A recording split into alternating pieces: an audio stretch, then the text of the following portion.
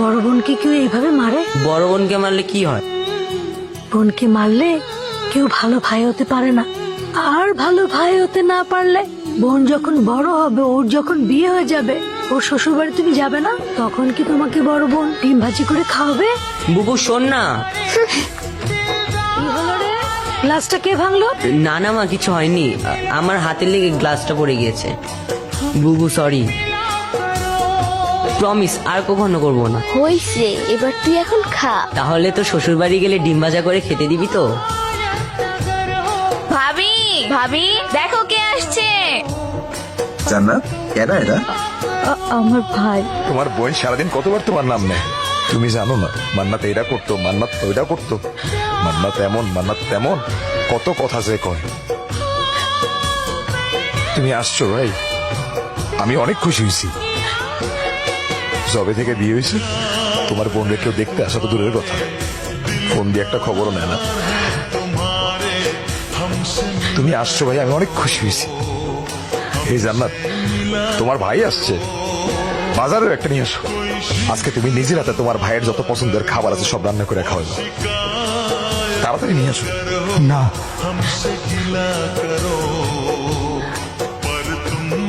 কেন? ও বুঝছি, তুমি মনে হয় আমার কথায় কষ্ট পাইছো। আমি আসলে কিছু চিন্তা করে তোমার কিছু বলি নাই ভাই, মনে কোনো কষ্ট রেখো না। মা বলতো ভালো ভাইরা নাকি বোনের শ্বশুর বাড়ি গেলে বোন ডিম ভাজি দিয়ে ভাত খেতে দেয়।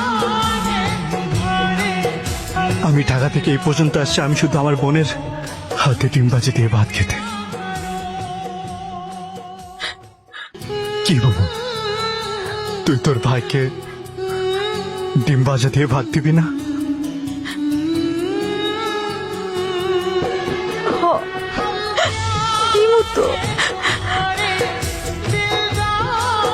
কি ব্যাপার ভাই, কোনো সমস্যা?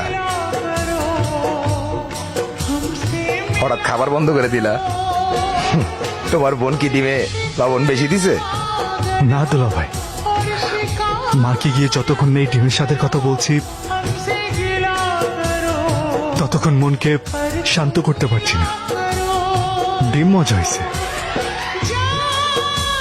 মুরগিটার মনে হয় ডায়াবেটিক ছিল, ডিমটা কেমন মিষ্টি মিষ্টি লাগে। বিখ্যাত ডিমবাজি তো, এই জন্যই বুঝি। হায় আল্লাহ, আমি মনে হয় ডিমের মধ্যে ভুল করে লবণের পরিবর্তে চিনি দিয়ে ফেলছি। বস, সেই সাপ